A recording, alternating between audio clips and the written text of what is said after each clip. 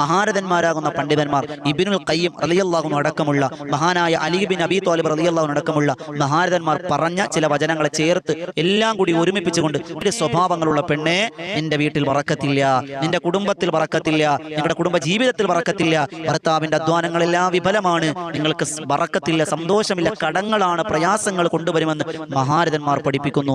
ജീവിതം താറുമാറാകും, സന്തോഷമില്ല, ഭർത്താവിന് എപ്പോഴും ദേഷ്യമാണ് ഉസ്താദെ, ഭർത്താവിന് ഒരു സ്നേഹമില്ല. എന്താ കാരണം? ഈ പറയുന്ന സ്വഭാവ ഗുണം നിങ്ങളിൽ ഉണ്ടെങ്കിലാണ്. ഇത് മാറ്റിക്കോളി, നിങ്ങളുടെ ജീവിതം സന്തോഷമാകും. ഉമ്മമാരെ പഠിച്ചു വെച്ചോളി. ഈ പറയുന്ന സ്വഭാവങ്ങൾ ഏതെങ്കിലും നമ്മുടെ ജീവിതത്തിൽ ഉണ്ട് എങ്കിൽ നമ്മുടെ ജീവിതം രക്ഷപ്പെടാത്തതിന് കാരണം അതാണ്. ആ കാരണം എടുത്ത് മാറ്റിയേക്കും, അത് ഒഴിവാക്കിക്കോളി. അള്ളാഹു മനസ്സിലാക്കാൻ ഭാഗ്യം തരട്ടെ. ഒന്നാമത്തത്, എപ്പോഴും വേദന അനുഭവിക്കുക, എപ്പോഴും വേദന അഭിനയിക്കുക എന്ന് പറഞ്ഞാൽ ഒരു കുഴപ്പമില്ല, ഒരു പ്രശ്നമില്ല. അപ്പം എന്ത് ചെയ്യും? നമുക്കൊരു തലവേദന വന്നു, അതിന്റെ വേദന നമുക്കറിയാം. നമ്മുടെ വേദനയുള്ളപ്പോൾ നമുക്ക് വേദന ഉണ്ട്, നമുക്കൊരു ബുദ്ധിമുട്ടുണ്ട്, ശരീരം വേദനയുണ്ട്, തലവേദന വന്നു, നമുക്ക് ബുദ്ധിമുട്ടുണ്ട്, പ്രയാസമുണ്ട്. പക്ഷേ രോഗങ്ങളൊന്നുമില്ല, ഒരു രോഗമില്ല. ഭർത്താവ് പറയുകയാണത് എന്റെ അടുത്ത് എന്നൊന്ന് ചെയ്തു തന്നെ, ഓ തലവേദനിക്കുന്നു, അയ്യോ വയറുവേദന, നടുവേദന, തലവേദന, അങ്ങനെ ഇല്ലാത്ത രോഗം അഭിനയിക്കുന്ന പെണ്ണാണോ, നിന്റെ ജീവിതത്തിൽ ബറക്കത്തില്ല. അള്ളാഹുവിന്റെ മലക്കൾ നിനക്ക് ശാപവാക്കുകൾ പറയും, നിനക്ക് റഹ്മത്തില്ല, നിന്റെ ഇബാദത്തുകൾ പോലും അള്ളാഹു സ്വീകരിക്കൂലെന്ന്. ഇല്ലാത്ത അസുഖങ്ങളെ അഭിനയിക്കൽ ഒന്നാമത്തെ സ്വഭാവം. ഉണ്ടോ? മാറ്റിക്കോളി. അള്ളാഹു ഉസ്താദെ ഒന്നാമത്തെ തന്നെ ഞാൻ ഔട്ടാണല്ലോ റബ്ബെ എന്ന് ചിന്തിക്കേണ്ട, ഇനിയും സമയമുണ്ട്. രണ്ടാമത്തത്, മഹാരഥന്മാർ പറയുന്നു, ചെയ്ത നന്മകൾ എടുത്തു പറയുക, ചെയ്ത നന്മകൾ എടുത്തു പറയുക. ഭർത്താവിനോട് പറയണം, അതെ എന്റെ വാപ്പ 50 സെന്റ് തന്നില്ലേ, 10 സെന്റ് തന്നില്ലേ, 10 പവൻ തന്നില്ലേ, അന്നത്തെ 10 പവൻ എന്ന് പറഞ്ഞാ എന്റെ റബ്ബേ എത്ര രൂപ ഉണ്ട് പറയൂലേ. എത്രയോ നല്ല നല്ല ആലോചനകൾ വന്നതാണ് പടച്ചോനെ, ഈ മനുഷ്യനെ തന്നെ കിട്ടിയല്ലോ റബ്ബേ. ചെയ്ത നന്മകൾ എടുത്തു പറയുക എന്ന് പറഞ്ഞാ എന്ന് പറയാ, അവിടെ പറയാണ്, ഇവിടെ നന്മകൾ എടുത്തു പറയാണ്. ഞാൻ വേവിച്ചു തന്നില്ലേ, ഞാൻ ഭക്ഷണം തന്നില്ലേ, ഞാൻ വസ്ത്രം കഴുകി തരുന്നില്ലേ, ഞാൻ അത് ചെയ്തു തരുന്നില്ലേ, ഇത് ചെയ്ത നന്മകളെല്ലാം എടുത്തു പറയുന്ന പെണ്ണെ ജീവിതത്തിൽ ബറക്കത്തില്ല. അള്ളാഹു കാക്കട്ടെ. മൂന്നാമത്തത്, മഹാരഥന്മാർ രേഖപ്പെടുത്തുന്നു, മറ്റുള്ളവരെ പൊക്കി പറയുക. ഭർത്താവും ഭാര്യയും സിറ്റ് ഔട്ടിൽ കട്ടൻ ചായയും പരിപ്പോടൊക്കെ തിന്നോണ്ടിരിക്കുകയാണ്. അപ്പൊ അതിലൂടെ അപ്പുറത്തെ സൂറാത്തയുടെ ഭർത്താവ് ബൈക്കിൽ, അപ്പൊ ഉടനെ താത്ത, എന്റെ മനുഷ്യ, ആ മനുഷ്യൻ പോണ വണ്ടി നോക്കി, എന്താ സ്പീഡ്, നിങ്ങൾ ഇപ്പോഴും 10-20 സ്പീഡിൽ തന്നെയാണ് പോണം, നടന്നു പോയാൽ നിങ്ങളെക്കാളും മുമ്പെത്താം, ആ മനുഷ്യൻ പോണ സ്പീഡ് നോക്കി. ആരെ? അപ്പുറത്തെ ആളിന്റെ ഭർത്താവ് മറ്റുള്ളവരെ കുറിച്ച് ഇങ്ങനെ പൊക്കി പറയും. അതൊക്കെ എന്റെ നബീസാടെ ഭർത്താവ്, ആ മനുഷ്യൻ ഒരു 5 മിനിറ്റ് വെറുതെ ഇരിക്കൂല, എപ്പോഴും അധ്വാനാന്നേ, രാവിലെ പറമ്പിൽ കയറും, വൈകുന്നേരമായി വിശ്രമിക്കൂ, പശുവിന്റെ പുറകെ, ആടിന്റെ പുറകെ, ഒരു സമയം മനുഷ്യ റെസ്റ്റ് എടുക്കൂല. ഇവിടെ അടുത്തോണ്ട് എപ്പോഴും മൊബൈലിൽ തോണ്ടക്കം തന്നെ. ഭർത്താവ് അങ്ങനെ ആയിരിക്കാം, പക്ഷെ ഭർത്താവിനോട് മറ്റുള്ളവരെ പൊക്കുകയും ഭർത്താവിനെ താഴ്ത്തുകയും ചെയ്യരുത്. കുടുംബത്തിൽ ബറക്കത്തില്ല, ജീവിതത്തിൽ ബറക്കത്തില്ല, എന്റെ ജീവിതം അല്ലാഹു തകർത്ത് കളയുമെന്ന് മഹാരഥന്മാർ. അതുപോലെ നാലാമത്തത്, മഹാരഥന്മാർ രേഖപ്പെടുത്തുന്നു, കണ്ണിൽ കണ്ടതെല്ലാം വേണമെന്ന് പറയുക. കണ്ണിൽ കണ്ടത്, ഇങ്ങനെ ബൈക്കിൽ പോവാണ് അല്ലെങ്കിൽ കാറിൽ പോവാണ്, അപ്പൊ നല്ലൊരു അപായ, നല്ലൊരു പർദ്ദ കടയിൽ മുറ്റത്തിട്ടിരിക്കുകയാണ്. അപ്പൊ കടക്കാർ ബിസിനസ്സിന് വേണ്ടി ഇങ്ങനെ ഇട്ടേക്കും, ഉടനെ നിർത്തിക്കെ പർദ്ദ, അമ്മോ എന്താ വർക്കുകൾ, എന്താ തട്ട്, എന്താ രസം എന്ന് വാങ്ങിത്തരുമോ? അപ്പോഴേ അലമാരിയിൽ എത്ര എണ്ണം ഇരിക്കണ വേണം, ഇനി നിനക്ക് വേണം, ഇത് വാങ്ങിത്തരും പ്ലീസ്, ഒരെണ്ണം. അങ്ങനെ കാണുന്നതെല്ലാം വാങ്ങാം, പോകുന്ന വഴി കാണുന്നതൊക്കെ വാങ്ങണമെന്ന് പറയുക. ഉള്ളത് കൊണ്ട് തൃപ്തിപ്പെടുന്ന പെണ്ണാണ് സ്വർഗത്തിൽ കടക്കുകയെന്ന് നബിയുനാ റസൂലുള്ളാഹി സ്വല്ലല്ലാഹു അലൈഹി വസല്ലം. ുള്ളത് കൊണ്ട് തൃപ്തിപ്പെടുക, ഭർത്താവിനെ ബുദ്ധിമുട്ടിയത്, കണ്ണിൽ കണ്ടതെല്ലാം വേണമെന്ന് ആഗ്രഹം പറയുന്ന പെണ്ണെ എന്റെ ജീവിതത്തിൽ ബറക്കത്തില്ല. അതുപോലെ അഞ്ചാമത്തത്, മഹാരഥന്മാർ പറയുന്നു, ബറാക്കത്ത് എന്ന് പറഞ്ഞാൽ 2 അർത്ഥമുണ്ട്. ഒന്ന്, പകൽ മുഴുവനും മുഖം മിനുക്കുന്നവൾ, മേക്കപ്പ് ഇട്ട് നടക്കുന്നവൾ. അത് വിശദീകരിക്കുന്നില്ല. പകൽ മുഖം മിനുക്കി നടക്കുന്നവൾ. ശ്രദ്ധിക്ക്, ബറാക്കത്ത് എന്നാണ് അതിന് പറഞ്ഞ മഹാരഥന്മാർ.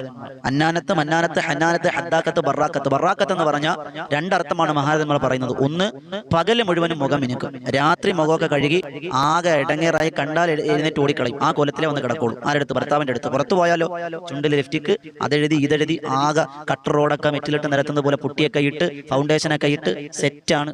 അല്ലാഹ് സുബ്ഹാനല്ലാഹ്. വെളിയിൽ ഇറങ്ങിയ ആരും ഇങ്ങനെ നോക്കും, ആരാപ്പായി പോണേ, അബ്ദുറഹ്മാന്റെ ഭാര്യ, ഇത്ര ചെറുപ്പോ, എങ്ങാനും മഴ പെയ്താ തീർന്നു, കയ്യിൽ കുടയില്ല, മഴ നനഞ്ഞാ തീർന്നു, പിന്നെ ശൈത്താനാണെന്ന് ചിന്തിച്ചു. അള്ളാഹു നമുക്ക് ഈമാൻ നൽകിയിരിക്കുമാറാകട്ടെ.